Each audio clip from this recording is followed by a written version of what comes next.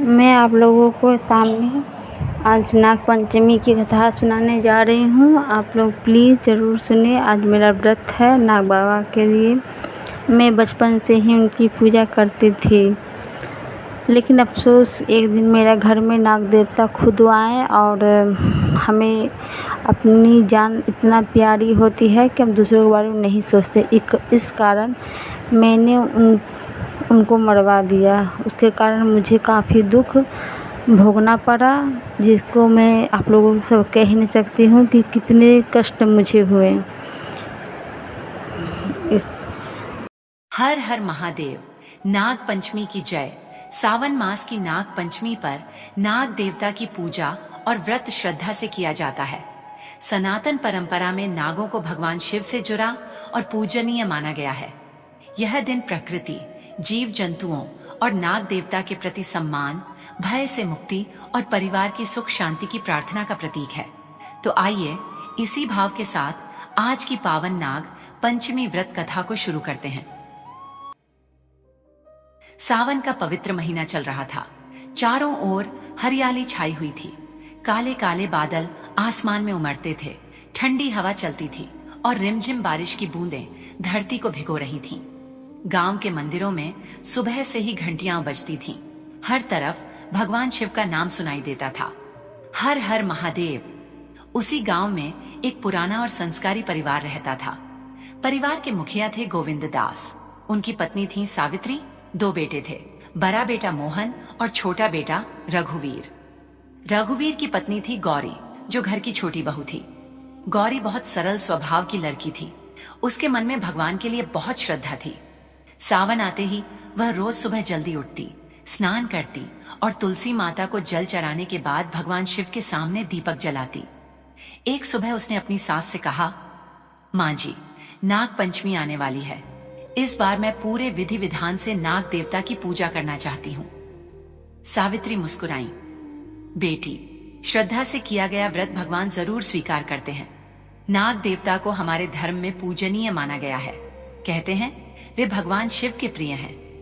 गौरी ने हाथ जोड़कर कहा, माँ जी, मेरी बस एक ही इच्छा है, हमारे घर में हमेशा सुख शांति बनी रहे और भगवान सबकी रक्षा करें।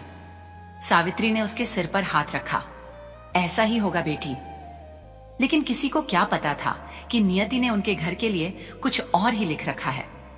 घर के पीछे एक बड़ा खेत था। खेत के आखिरी हिस्से में एक बहुत पुराना पीपल का पेड़ था। उसी पेड़ की जड़ों के पास मिट्टी का एक पुराना नागबिल था। गांव के बुजुर्ग उस स्थान को बहुत पवित्र मानते थे। वे कहा करते थे, उस बिल को कभी मत छेड़ना, वहां नाग देवता का वास है। लेकिन समय बीतने के साथ नई पीढ़ी इन बातों को केवल पुरानी मान्यता समझने लगी थी। एक दिन लगातार कई घंटों तक बहुत तेज बारिश हुई। खेत में पानी भर गया। गोविंद दास ने खेत देखकर कहा, अगर पानी ऐसे ही जमा रहा तो पूरी फसल खराब हो जाएगी। खेत से पानी निकालने के लिए नाली बनानी पड़ेगी। मोहन और रघुवीर फावड़ा लेकर खेत में पहुंच गए। रघुवीर ने पूछा, भैया, नाली कहां से निकालें? मोहन ने हाथ से इशारा करते हुए कहा, यहीं से इस तरफ की मिट्टी काट दो, पानी सीधे बाहर चला जाएगा। उन्हें पता नहीं था कि जिस जगह वे मिट्टी काटने जा रहे थे, वहीं एक नागिन अपने छोटे छोटे बच्चों के साथ रहती थी। नागिन अपने बच्चों को लेकर बिल के अंदर सुरक्षित बैठी थी। बाहर बारिश हो रही थी। उसने अपने बच्चों को अपने शरीर से लपेट रखा था। उसके छोटे छोटे बच्चे अपनी माँ से चिपके हुए थे। माँ की गोद में उन्हें दुनिया की कोई चिंता नहीं थी। लेकिन अचानक ठक, फावड़ा मिट्टी पर पड़ा। बिल की दीवार हिल गई। नागिन घबरा गई। उसने अपने बच्चों को अपने शरीर से और कसकर लपेट लिया। फिर एक और वार हुआ। ठक, मिट्टी टूटकर अंदर गिरने लगी। नागिन तेजी से बाहर निकली। वह फन उठाकर सामने खड़ी हो गई। लेकिन इंसान उसकी भाषा कहाँ समझते थे। रघुवीर डर कर पीछे हटा। अरे सांप है, मोहन बोला। डरो मत, इसे यहाँ से भगाओ। मजदूरों ने मिट्टी हटानी शुरू कर दी। नागिन अपने बच्चों की ओर लौटना चाहती थी, लेकिन तभी बिल का एक बड़ा हिस्सा ढह गया। मिट्टी अंदर गिरती चली गई। कुछ ही क्षणों में सब शांत हो गया। नागिन बेचैनी से मिट्टी हटाने लगी। वह अपने फन से मिट्टी को इधर उधर करने लगी। फिर उसने एक छोटे बच्चे को बाहर निकाला। लेकिन वह बच्चा हिल नहीं रहा था। नागिन उसके चारों ओर लिपट गई। कुछ देर तक वह वहीं पड़ी रही। फिर उसने दूसरे बच्चे को खोजा, फिर तीसरे को, लेकिन एक एक करके उसके सारे बच्चे मिट्टी के नीचे दब चुके थे। उस माँ का संसार एक पल में उजड़ गया था। वह बार बार अपने बच्चों को छूती, उन्हें जगाने की कोशिश करती, लेकिन कोई नहीं उठा। अगर वह रो सकती तो शायद आसमान भी उसके साथ रो पड़ता। उसने अपना फन उठाकर उस घर की तरफ देखा। उसकी आंखों में क्रोध से ज्यादा दर्द था, एक माँ का दर्द। फिर वह धीरे धीरे वहां से चली गई। उधर घर में किसी को अपनी गलती का एहसास तक नहीं था। शाम को गौरी खेत की ओर गई। उसने देखा कि मिट्टी बिखरी हुई है, वहां कुछ छोटे छोटे सांपों के निशान थे। गौरी का दिल अचानक घबरा गया। उसने पास जाकर देखा, उसकी आंखें भर आईं। हे भगवान! उसे उसी क्षण अपनी माँ की कही हुई बात याद आई। बेटी, नाग के बिल को कभी नुकसान मत पहुंचाना, वहां भी किसी का घर होता है। गौरी वहीं बैठ गई। उसने मिट्टी को हाथ में उठाया। उसकी आंखों से आंसू गिरने लगे। क्या हमारे कारण किसी माँ के बच्चे? वह आगे कुछ बोल नहीं पाई। उसका गला भर आया। वह घर वापस आई, लेकिन उसके चेहरे पर डर साफ दिखाई दे रहा था। सावित्री ने पूछा, क्या हुआ बेटी? गौरी ने कांपती आवाज में कहा, माँ जी, खेत में जो नाग का बिल था वह आज टूट गया है। सावित्री का चेहरा उतर गया। क्या? जी माँ जी, मुझे लगता है उसके अंदर नागिन के बच्चे थे। कुछ क्षण के लिए घर में सन्नाटा छा गया। गोविंद दास ने कहा, बेटी, हमने जानबूझकर तो नहीं किया, खेत से पानी निकालना जरूरी था। गौरी ने धीरे से कहा, बाबूजी, गलती जानबूझकर नहीं हुई, लेकिन दर्द तो हुआ है ना। उसकी यह बात सुनकर सब चुप हो गए। उस रात गौरी ने खाना नहीं खाया। वह भगवान शिव की तस्वीर के सामने बैठी रही। हे भोलेनाथ, अगर हमसे अनजाने में अपराध हुआ है तो हमें क्षमा कर दीजिए। उसकी आंखों से आंसू बहते रहे। उस माँ के बच्चों को मैं वापस नहीं ला सकती, लेकिन उसका दर्द देखकर मेरा मन कांप रहा है। रात गहरी हो गई, सब सो गए, लेकिन गौरी को नींद नहीं आई। आधी रात के करीब उसे लगा जैसे आंगन में किसी के रोने की आवाज आ रही है। माँ! गौरी अचानक उठ बैठी। उसने दरवाजा खोला। बाहर कोई नहीं था, लेकिन आंगन की मिट्टी पर सांप के रेंगने के निशान दिखाई दे रहे थे। गौरी का शरीर कांप उठा। वह पीछे हट गई। तभी दूर खेत की तरफ से एक लंबी सरसराहट सुनाई दी। Sir, sir! गौरी ने कांपते हुए भगवान शिव का नाम लिया। ओम नमः शिवाय। अगली सुबह घर में पहली विपत्ति आई। मोहन खेत में काम करने गया और अचानक चक्कर खाकर जमीन पर गिर पड़ा। रघुवीर द्वारकर उसे घर लाया। सावित्री चीख उठी, मेरे बेटे को क्या हो गया? मोहन की हालत बिगड़ती जा रही थी। गौरी दूर खड़ी सब देख रही थी। उसके मन में एक ही बात घूम रही थी, क्या यह उसी माँ के दर्द का परिणाम है? उसने भगवान शिव के सामने हाथ जोड़कर कहा, प्रभु, अगर हमारे परिवार से भूल हुई है तो मुझे रास्ता दिखाइए। मैं उस माँ से क्षमा मांगना चाहती हूँ। उसी समय गांव की वृद्ध जानकी दादी उनके घर पहुंची। उन्होंने मोहन को देखा, फिर गौरी के चेहरे को देखा। बेटी, तू कुछ छिपा रही है? गौरी रो पड़ी। उसने सारी बात दादी को बता दी। जानकी दादी कुछ देर चुप रही, फिर बोली, बेटी, किसी जीव के घर को उजाड़ना छोटी बात नहीं होती, और जब वह जीव अपने बच्चों को खो दे तो उसका दर्द कौन समझे? गौरी की आंखों से आंसू बहने लगे। दादी, अब मैं क्या करूं? दादी ने कहा, नाग पंचमी आने वाली है। उस दिन सच्चे मन से व्रत रखना, भगवान शिव और नाग देवता की पूजा करना, लेकिन केवल पूजा मत करना। अपने मन से अहंकार निकालना और उस माँ से क्षमा मांगना। गौरी ने हाथ जोड़ दिए। दादी, मैं वचन देती हूँ। उसी क्षण बाहर बादलों के बीच बिजली चमकी और खेत की दिशा से फिर वहीं सरसराहट सुनाई दी। गौरी ने दूर देखा। झाड़ियों के पीछे दो चमकती आंखें उसे देख रही थीं। वही नागिन थी जिसकी गोद उजड़ चुकी थी, और अब उसकी आंखों में सिर्फ दर्द नहीं था, वह अपने बच्चों के लिए न्याय मांगने आई थी। नाग पंचमी का दिन अभी दूर था, लेकिन उस परिवार की परीक्षा शुरू हो चुकी थी। सुबह का समय था। आसमान में बादल छाए हुए थे। रात भर हुई बारिश के कारण आंगन में पानी की छोटी छोटी धारियां बह रही थीं। घर के अंदर मोहन चारपाई पर पड़ा था। उसकी आंखें बंद थीं और माथे पर पसीना था। सावित्री उसके सिर पर गीला कपड़ा रख रही थी। हे भोलेनाथ, मेरे बेटे को ठीक कर दो। उनकी आवाज कांप रही थी। रघुवीर बार बार दरवाजे की तरफ देख रहा था। तभी जानकी दादी ने कहा, घबराओ मत, वैद्य को बुलाओ और याद रखो, डर के कारण कोई गलत कदम मत उठाना। रघुवीर तुरंत गांव के वैद्य को बुलाने चला गया। गौरी एक कोने में बैठी थी। उसके हाथ में भगवान शिव की छोटी सी तस्वीर थी। वह धीरे धीरे बोल रही थी, महादेव, मैंने उस नागिन को अपने बच्चों के साथ देखा नहीं था, इसलिए उसकी पीड़ा समझ नहीं पाई।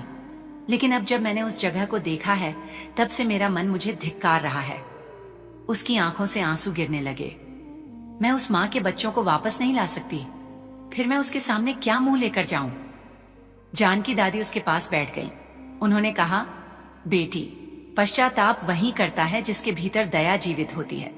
अगर तुझे अपनी गलती का दुख है तो यही तेरे भीतर बदलाव की शुरुआत है।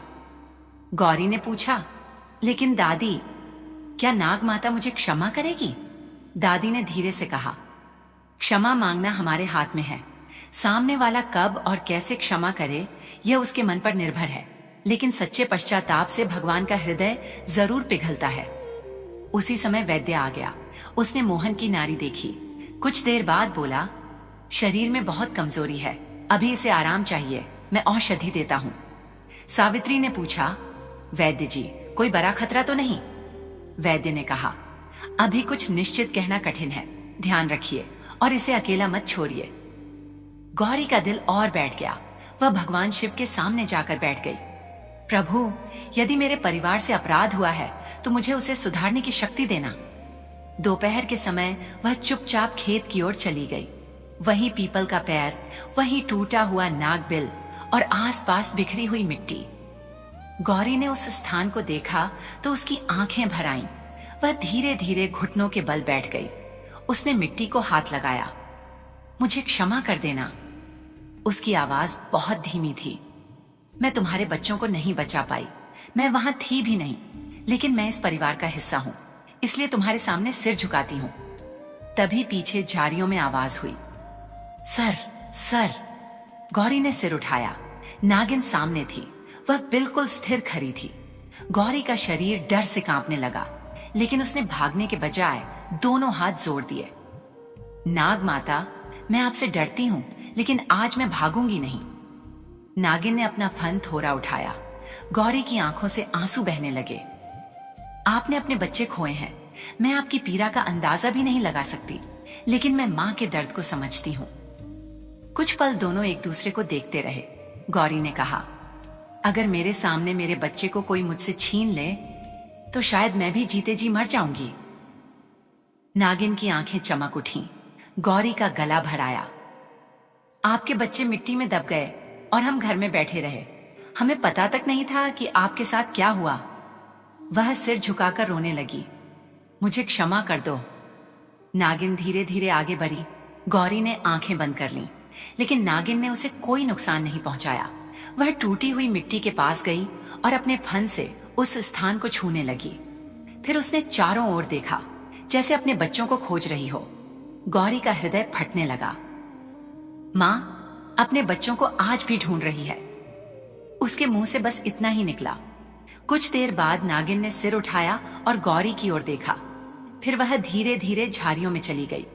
गौरी काफी देर तक वहीं बैठी रही। उसने मिट्टी को माथे से लगाया।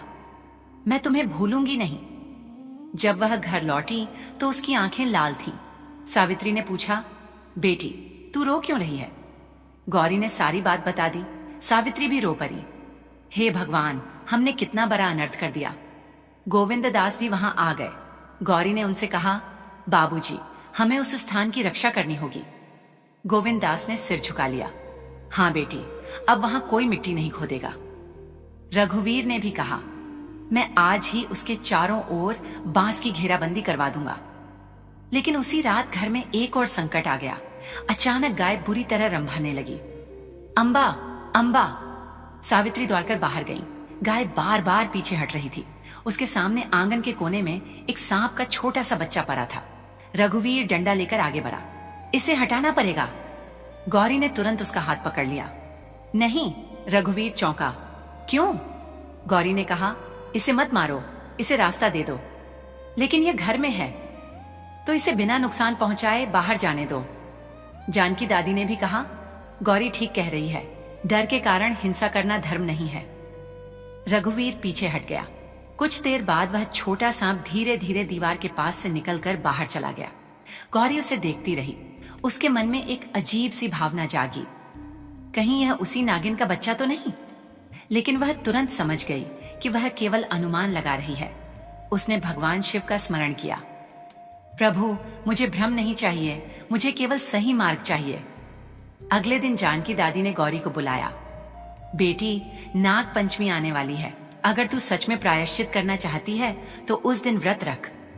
गौरी ने कहा, दादी, मैं व्रत जरूर रखूंगी, लेकिन याद रखना, व्रत केवल भूखा रहने का नाम नहीं है। मन में किसी के प्रति क्रोध न रखना, जीवों के प्रति दया रखना और अपनी भूल को स्वीकार करना भी व्रत का हिस्सा है। गौरी ने हाथ जोड़ दिए।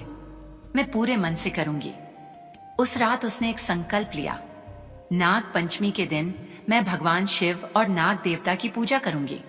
उस स्थान पर दीपक जलाऊंगी और जब तक मेरे मन को शांति नहीं मिलेगी तब तक मैं उस मां के दर्द को याद रखूंगी। लेकिन उसी रात जब पूरा परिवार सो रहा था, गौरी को फिर वही आवाज सुनाई दी, मां। वह चौंक कर उठ बैठी।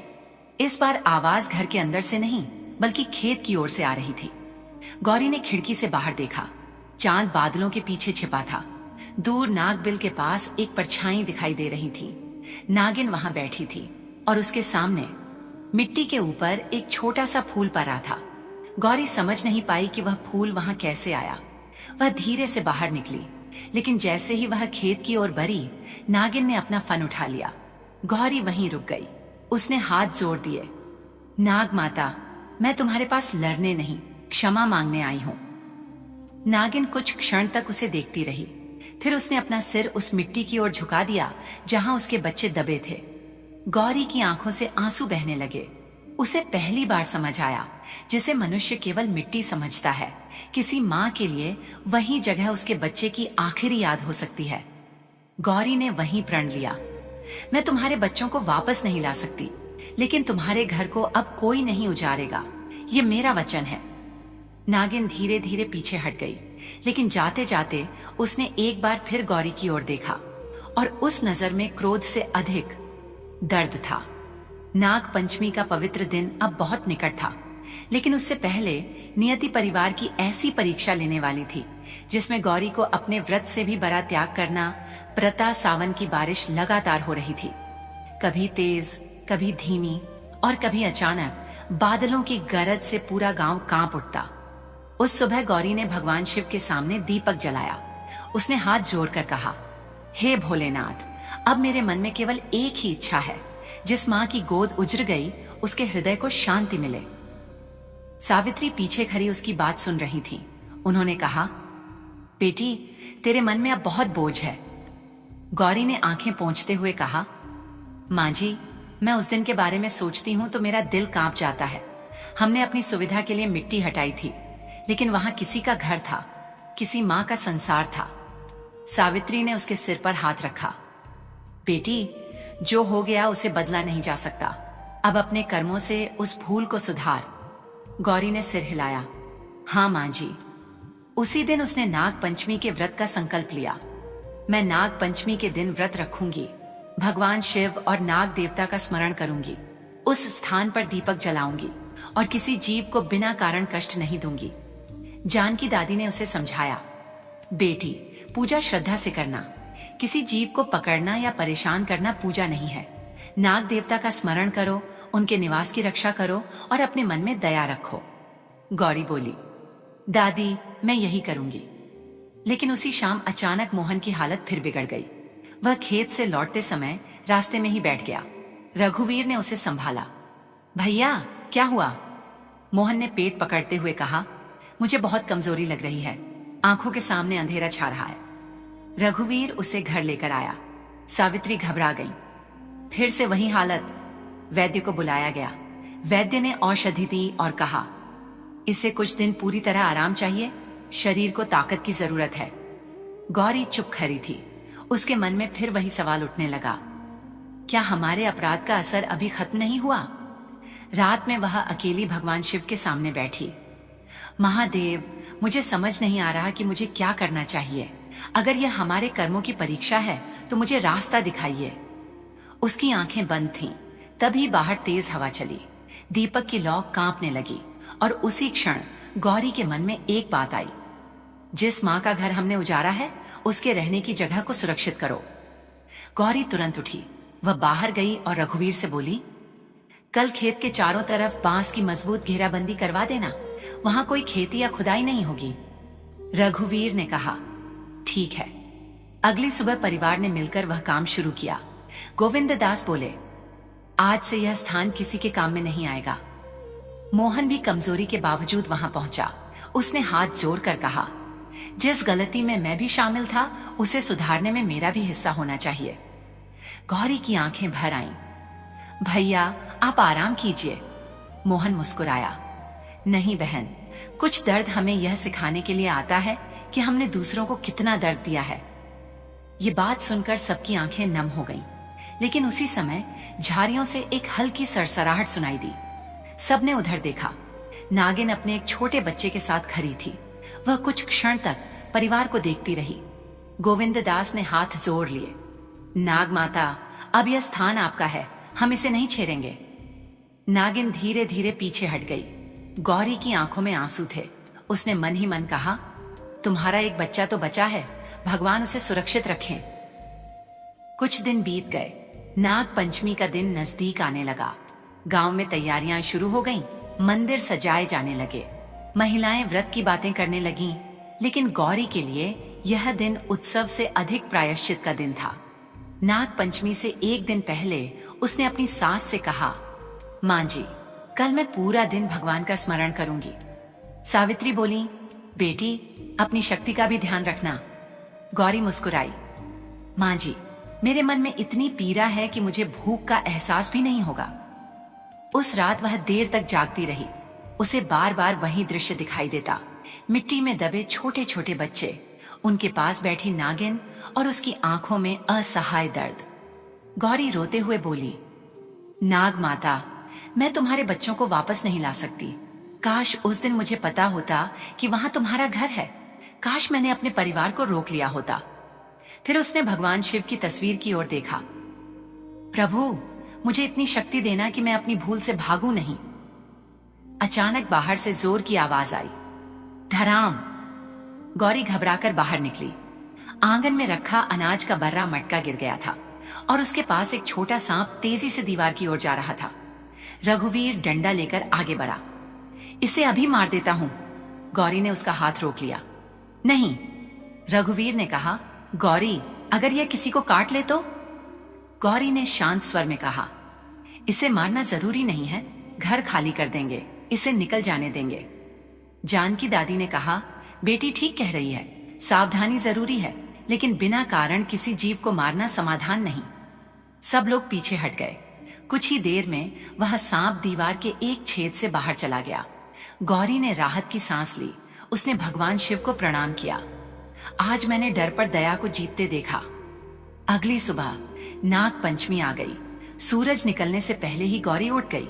उसने स्नान किया, साफ वस्त्र पहने, भगवान शिव के सामने दीपक जलाया। फिर उसने हाथ जोड़कर संकल्प लिया, मैं आज नाग पंचमी का व्रत श्रद्धा से रखती हूँ। हे भगवान शिव, मेरे परिवार से जो अज्ञानवश अपराध हुआ उसके लिए मैं क्षमा मांगती हूँ।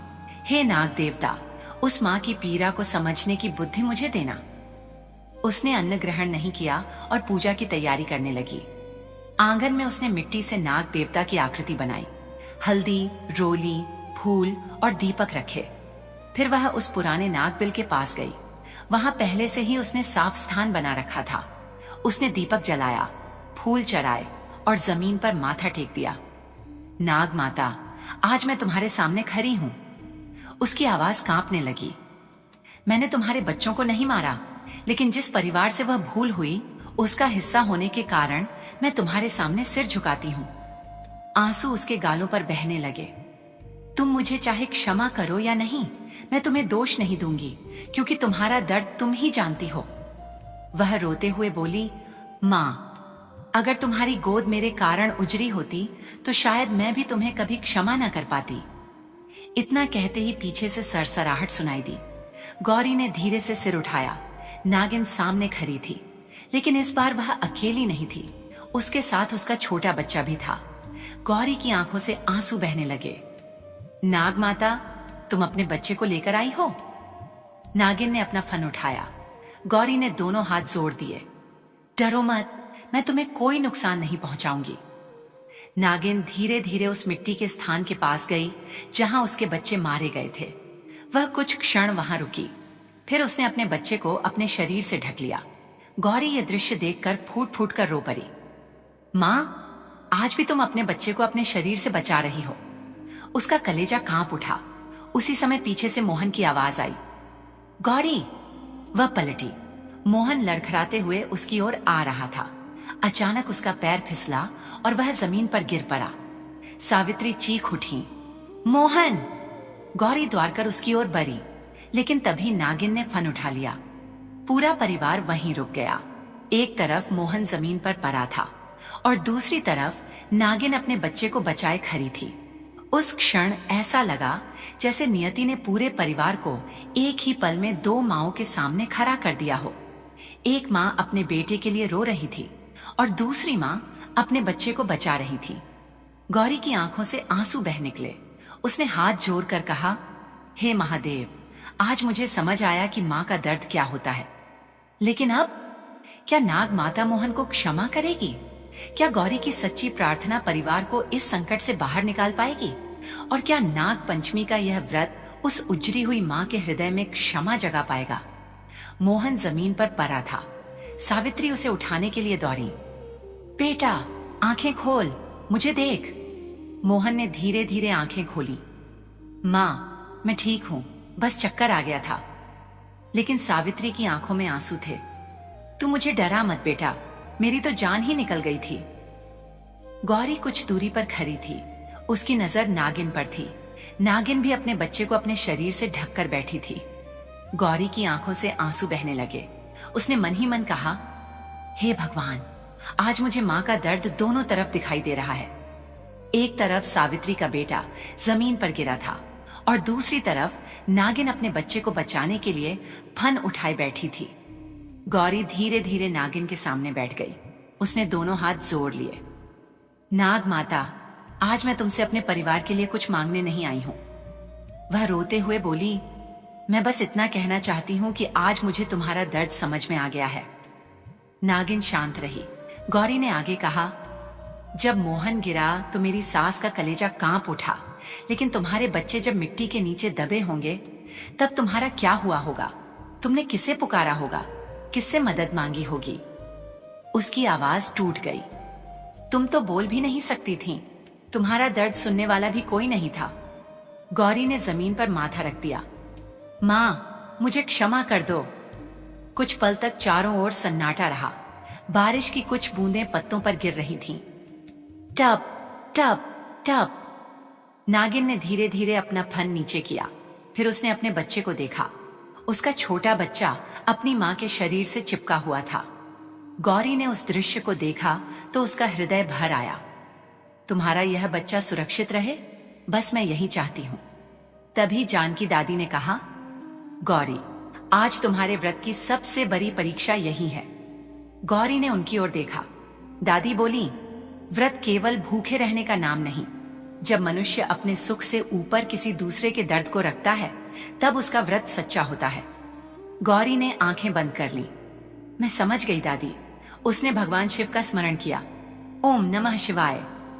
फिर उसने नाग देवता से कहा, यदि हमारे परिवार से अपराध हुआ है तो हमें सुधारने का अवसर देना।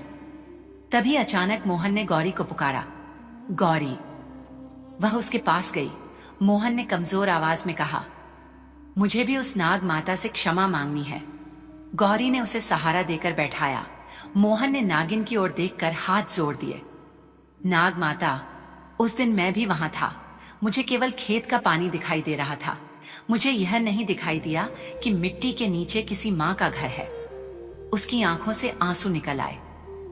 मेरी आंखों के सामने आज मेरी माँ रो रही है। तभी मुझे समझ आया कि तुमने अपने बच्चों को खोकर क्या सहा होगा। मोहन ने सिर झुका लिया। मुझे क्षमा कर दो। नागिन कुछ क्षण तक उसे देखती रही, फिर उसने अपना सिर नीचे कर लिया। रघुवीर यह दृश्य देखकर भावुक हो गया। उसने भी हाथ जोड़ दिए। नाग माता, मैं भी दोषी हूं। मैंने उस दिन तुम्हें केवल एक सांप समझा था। आज समझ आया कि तुम भी अपने बच्चे के लिए उतनी ही बेचैन होती हो जितनी हमारी माँ हमारे लिए। गोविंददास आगे आए। उन्होंने कहा, आज से यह स्थान हमारा नहीं, तुम्हारा है। हम इसकी रक्षा करेंगे। सावित्री भी मोहन के पास से उठी। उन्होंने हाथ जोड़कर कहा, माँ होकर मैं तुम्हारे दर्द को सबसे ज्यादा समझ सकती हूँ। अपने बच्चों को खोने का दुख किसी शत्रु को भी न मिले। यदि हमारे कारण तुम्हें यह दुख मिला है तो हमें क्षमा कर देना। यह सुनकर गौरी की आंखों से आंसू बहते रहे। तभी नागिन ने अपना फन उठाया। सब लोग डर कर पीछे हट गए, लेकिन नागिन ने किसी पर हमला नहीं किया। वह धीरे धीरे उस मिट्टी के स्थान की ओर गई जहां उसके बच्चे दबे थे। उसने वहां अपना सिर रख दिया, फिर कुछ क्षण आंखें बंद करके जैसे शांत हो गई। गौरी समझ गई, उसे अभी भी अपने बच्चे याद हैं। जानकी दादी ने कहा, बेटी, माँ अपने बच्चे को कभी नहीं भूलती। क्षमा का अर्थ यह नहीं कि दर्द की याद मिट जाती है। क्षमा का अर्थ है दर्द के साथ भी आगे बढ़ने की शक्ति मिल जाना। गौरी ने सिर झुका लिया। उसी समय तेज हवा चली। पास रखा दीपक बुझने लगा। गौरी ने तुरंत अपने हाथों से उसे हवा से बचाया। नहीं, आज यह दीपक नहीं बुझेगा। उसने फिर उसे जलाया। दीपक की लौ दोबारा जल उठी। जानकी दादी मुस्कुराई। देख बेटी, यही आशा है। गौरी ने दीपक को देखा। उसके मन में लगा जैसे भगवान शिव कह रहे हों, अंधकार कितना भी गहरा हो, सच्चे पश्चाताप की एक छोटी सी ज्योति उसे दूर कर सकती है।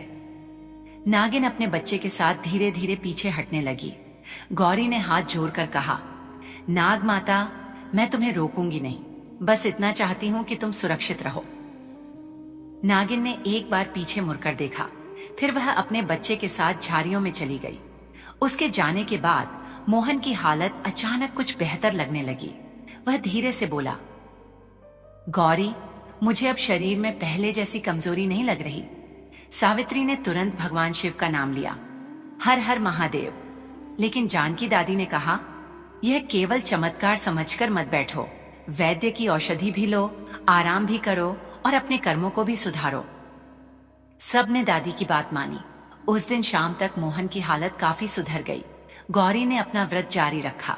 शाम को उसने भगवान शिव के सामने दीपक जलाया।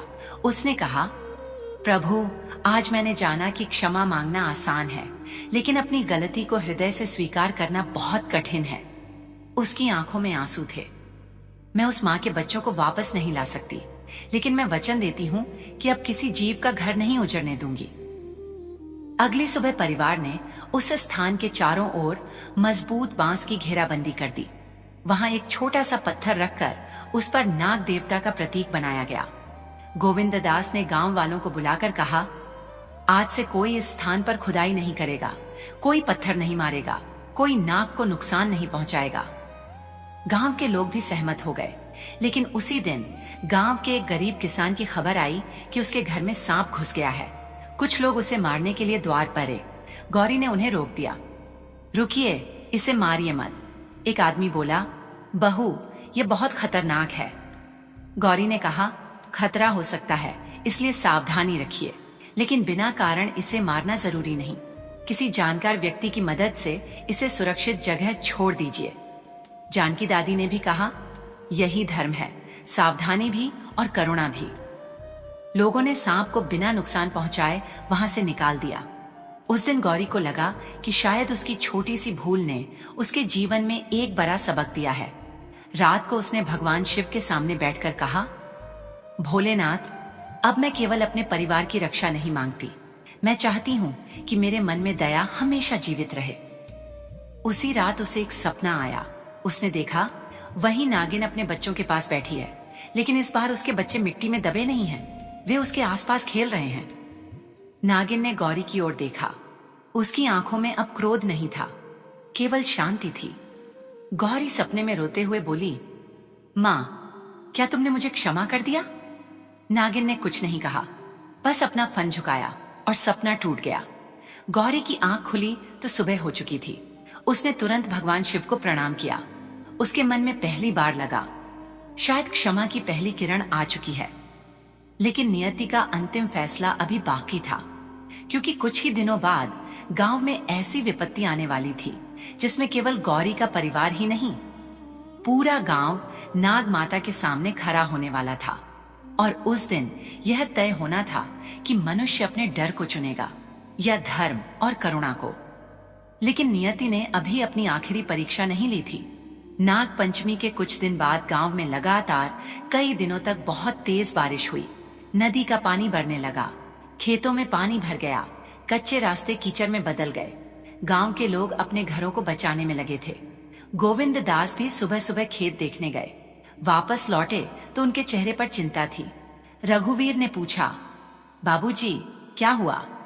गोविंद दास बोले, नदी का पानी खेतों की तरफ बढ़ रहा है। अगर आज रात बारिश और तेज हुई तो कई खेत डूब सकते हैं। गांव में चिंता फैल गई। शाम होते होते बारिश और तेज हो गई। आसमान में बिजली चमकने लगी। कर कर रर। बच्चे डरकर अपनी माँ से चिपक गए। गौरी भी खिड़की से बाहर देख रही थी। अचानक उसकी नजर उसी पुराने पीपल के पैर की तरफ गई।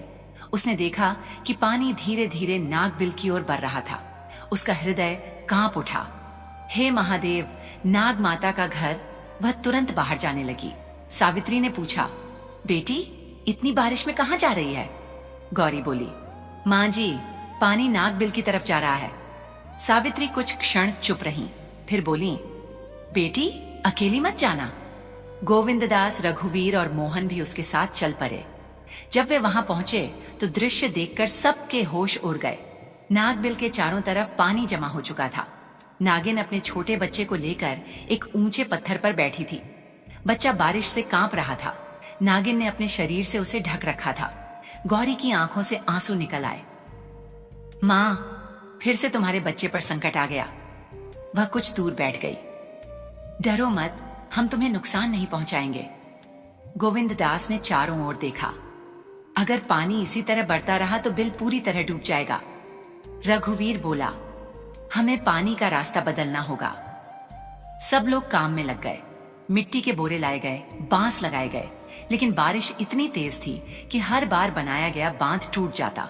मोहन ने कहा, भैया इस तरफ मिट्टी और डालो। रघुवीर बोला, मिट्टी बह जा रही है। गौरी ने हाथ जोड़कर भगवान शिव का नाम लिया, ओम नमः शिवाय। फिर वह बोली, हार मत मानिए। उस दिन हमने अज्ञान में उनका घर तोड़ा था। आज अगर हमारी आंखों के सामने उनका घर पानी में डूब गया तो हम खुद को कभी क्षमा नहीं कर पाएंगे। गोविंद दास ने कहा, बेटी सही कह रही है। जब तक पानी का रास्ता नहीं बदलता हम नहीं रुकेंगे। पूरे परिवार ने मेहनत की। गांव के कुछ लोग भी मदद के लिए आ गए। धीरे धीरे पानी का बहाव दूसरी ओर मुड़ने लगा। नागबिल बच गया। नागिन अब भी अपने बच्चे को अपने शरीर से ढककर बैठी थी। जब उसे लगा कि खतरा टल गया है तो उसने धीरे धीरे अपना फन उठाया। उसने पहले अपने बच्चे को देखा, फिर पूरे परिवार की ओर देखा। गौरी ने हाथ जोड़ दिए, माँ, आज हम तुम्हारा घर बचा पाए। शायद यह हमारे अपराध का पूरा प्रायश्चित नहीं है, लेकिन हमारी कोशिश स्वीकार कर लेना। नागिन कुछ देर तक उसे देखती रही, फिर वह अपने बच्चे को लेकर धीरे धीरे सुरक्षित स्थान की ओर चली गई। गौरी वहीं बैठकर रोने लगी। सावित्री ने उसके कंधे पर हाथ रखा। बेटी, आज तू क्यों रो रही है?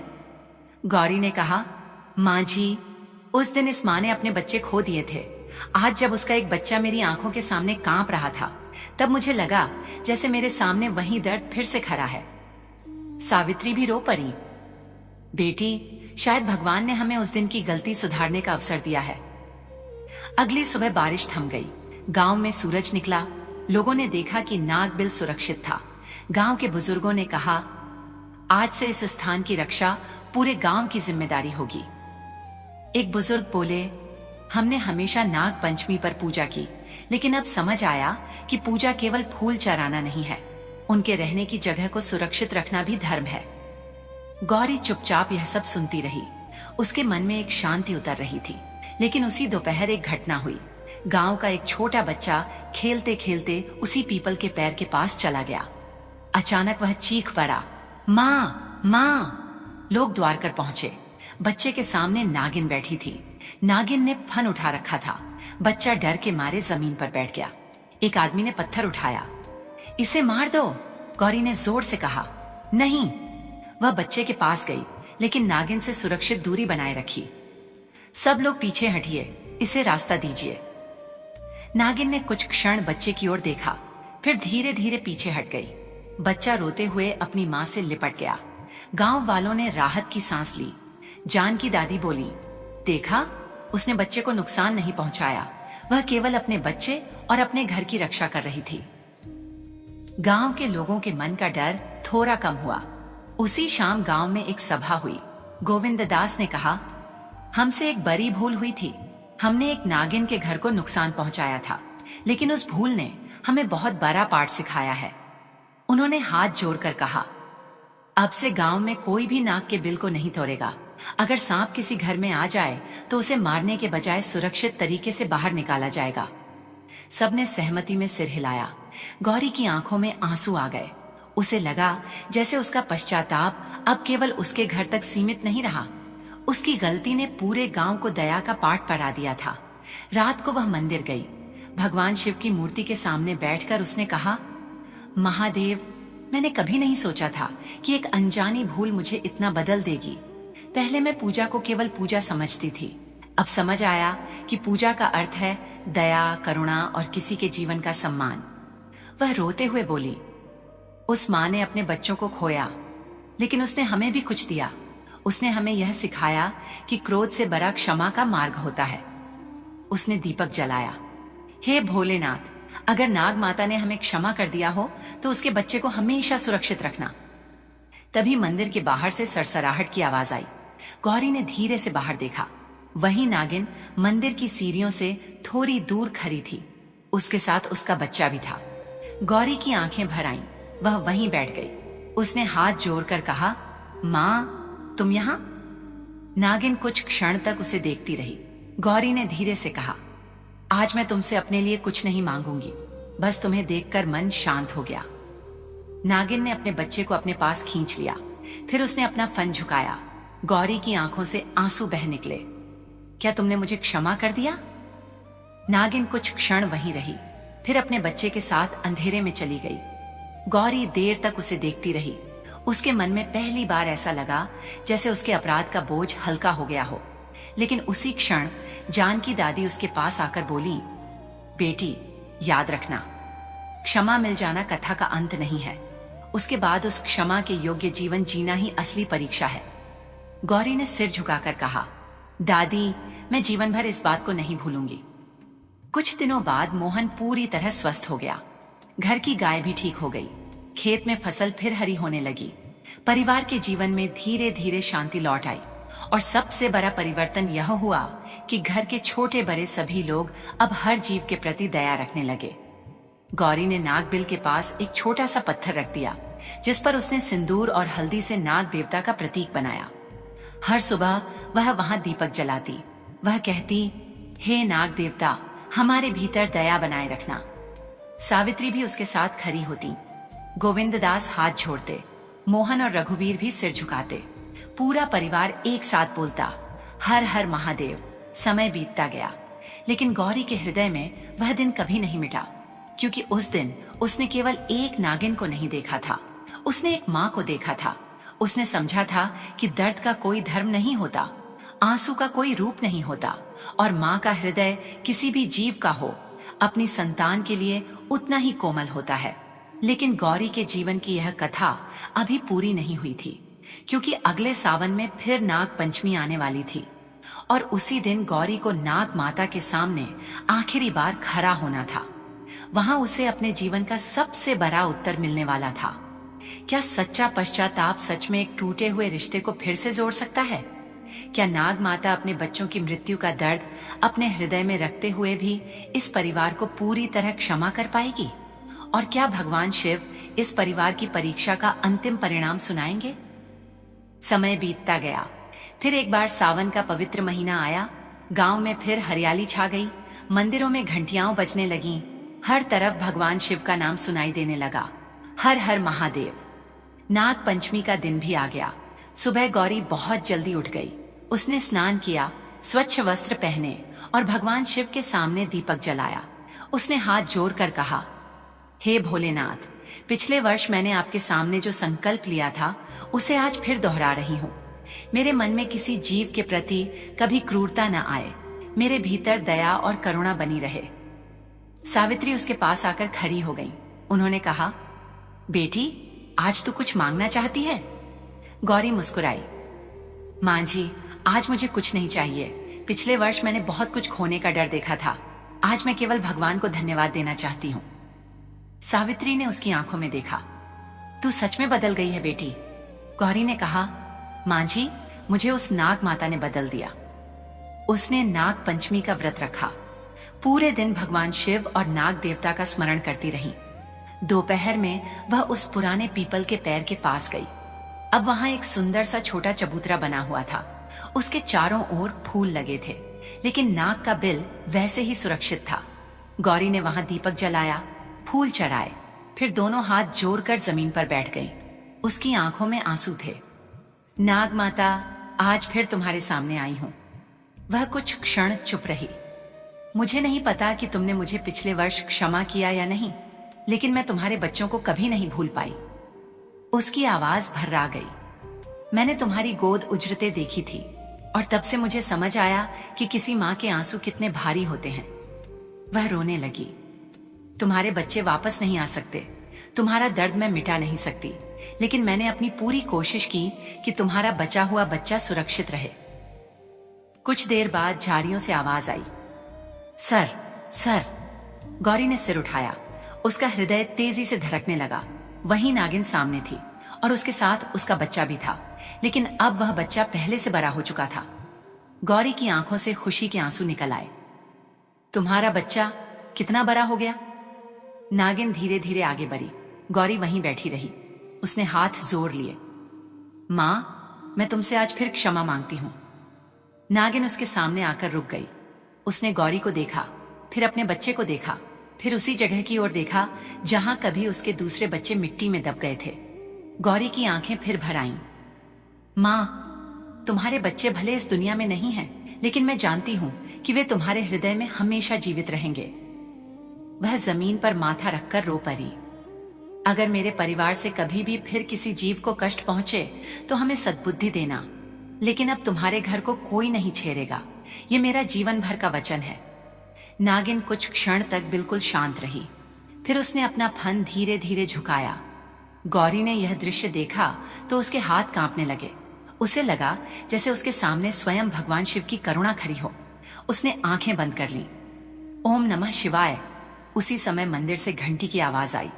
Ton ton ton. हवा में फूलों की सुगंध फैल गई। नागिन ने अपने बच्चे को आगे किया। वह बच्चा धीरे धीरे गौरी के पास आया, लेकिन कुछ दूरी पर रुक गया। गौरी मुस्कुराई। उसने उसे छूने की कोशिश नहीं की, बस हाथ जोड़कर बोली, तुम हमेशा सुरक्षित रहो। नागिन ने अपना फन झुकाया और अपने बच्चे को लेकर जंगल की ओर चल पड़ी। गौरी की आंखों से आंसू बहते रहे, लेकिन इस बार वे आंसू दुख के नहीं थे, वे शांति के आंसू थे। तभी पीछे से जानकी दादी की आवाज आई, बेटी। गौरी ने पीछे देखा। दादी मुस्कुराते हुए खड़ी थीं। उन्होंने पूछा, अब समझ आया? गौरी ने आंसू पोंछते हुए कहा, हाँ दादी, अब समझ आया। क्या? गौरी बोली, क्षमा का अर्थ यह नहीं कि जो हुआ उसे भूल जाना। क्षमा का अर्थ है दर्द को अपने भीतर रखते हुए भी किसी के प्रति द्वेष न रखना। जानकी दादी की आंखें भर आईं। बेटी, तूने आज नाग पंचमी का असली अर्थ समझ लिया। कुछ देर बाद पूरा परिवार वहां आ गया। गोविंद दास ने हाथ जोड़कर कहा, आज से यह स्थान हमेशा सुरक्षित रहेगा। रघुवीर ने कहा, और गांव में भी हम लोगों को समझाएंगे कि किसी जीव को बिना कारण नुकसान न पहुंचाए। मोहन ने कहा, जिस दिन मैं बीमार पड़ा था उस दिन मुझे लगा था कि शायद हमारा अंत आ गया है, लेकिन अब समझता हूं कि वह संकट हमारे जीवन का सबसे बड़ा पाठ था। सावित्री ने गौरी को गले लगा लिया। बेटी, तूने हमारे घर को बदल दिया। गौरी रोते हुए बोली, मां जी, मुझे भी उस मां ने बदल दिया। सभी ने भगवान शिव की ओर हाथ जोड़ दिए। हर हर महादेव। उस दिन शाम को गांव के मंदिर में विशेष पूजा हुई। गांव के बुजुर्गों ने बच्चों को समझाया, नाग पंचमी केवल नाग की पूजा करने का दिन नहीं है, यह प्रकृति और सभी जीवों के प्रति सम्मान का दिन भी है। लोगों ने संकल्प लिया कि किसी नाग के बिल को नष्ट नहीं करेंगे और यदि सांप किसी घर में आ जाए तो सावधानी रखते हुए उसे सुरक्षित तरीके से बाहर निकालने की कोशिश करेंगे। गौरी मंदिर के एक कोने में बैठी सब सुन रही थी। उसकी आंखों के सामने फिर वही पुराना दृश्य आ गया। एक नागिन, मिट्टी में दबे उसके बच्चे और उस माँ की बेचैन आंखें। लेकिन इस बार उस दृश्य के साथ एक और दृश्य भी था। वही नागिन अपने बचे हुए बच्चे के साथ सुरक्षित जंगल की ओर जा रही थी। गौरी ने आंखें बंद की। हे महादेव, आपका धन्यवाद। उसने हाथ जोड़कर कहा, आपने मुझे सिखाया कि मनुष्य से गलती हो सकती है, लेकिन गलती को समझकर बदल जाना ही सच्चा प्रायश्चित है। फिर उसने कहा, जिस माँ की गोद उजरी थी उसकी क्षमा ने हमारे पूरे परिवार की सोच बदल दी। मंदिर की घंटियां बज उठी। Ton ton ton. गौरी के चेहरे पर शांति थी। उसने भगवान शिव से अंतिम प्रार्थना की, हे भोलेनाथ, हर माँ की गोद सुरक्षित रखना, किसी बच्चे को अपनी माँ से दूर मत करना, जिनसे अज्ञानवश कोई गलती हो जाए उन्हें सही रास्ता दिखाना और हमारे हृदय में हमेशा दया रखना। सभी ने एक साथ कहा, ओम नमः शिवाय। उस दिन के बाद गोविंददास का परिवार हर वर्ष नाग पंचमी पर श्रद्धा से पूजा करने लगा। लेकिन उनकी पूजा केवल दीपक और फूलों तक सीमित नहीं थी। वे उस स्थान की रक्षा करते, जीवों के प्रति दया रखते और गांव के लोगों को भी यही संदेश देते, किसी जीव का घर छोटा नहीं होता और किसी माँ का दर्द छोटा नहीं होता। समय बीत गया, लेकिन गौरी के मन में उस नाग माता की स्मृति हमेशा जीवित रही। जब भी सावन आता, जब भी मंदिर की घंटी बजती, जब भी बारिश की बूंदें धरती पर गिरती, उसे वही दिन याद आता। वह आंखें बंद करके कहती, नाग माता, जहां भी हो अपने बच्चे के साथ सुखी रहना। और फिर भगवान शिव का नाम लेती, हर हर महादेव। इस कथा की सबसे बड़ी सीख यही है, मनुष्य से भूल हो सकती है, लेकिन भूल का एहसास भगवान की कृपा है। अपराध स्वीकार करना साहस है, सच्चे मन से क्षमा मांगना भक्ति है और किसी दूसरे के जीवन की रक्षा करना सबसे बड़ी करुणा है। माँ का दर्द किसी भाषा का मोहताज नहीं। माँ चाहे मनुष्य हो या कोई जीव, जब उसकी संतान उससे दूर होती है तो उसका हृदय उसी तरह रोता है। इसीलिए नाग पंचमी के दिन भगवान शिव और नाग देवता का स्मरण करते हुए अपने मन में दया और करुणा का दीपक भी जलाए। और यदि जीवन में कभी अज्ञानवश किसी को दुख पहुंचे तो अहंकार मत कीजिए, सच्चे मन से कहिए, मुझे क्षमा कर दो, क्योंकि पता नहीं आपके इन दो शब्दों से किसी टूटे हुए हृदय को कितनी शांति मिल जाए। और शायद यही भगवान शिव को सबसे प्रिय भक्ति हो। बोलिए, भगवान शिव शंकर महाराज की जय, नाग देवता महाराज की जय, माता पार्वती की जय, हर हर महादेव, ओम नमः शिवाय।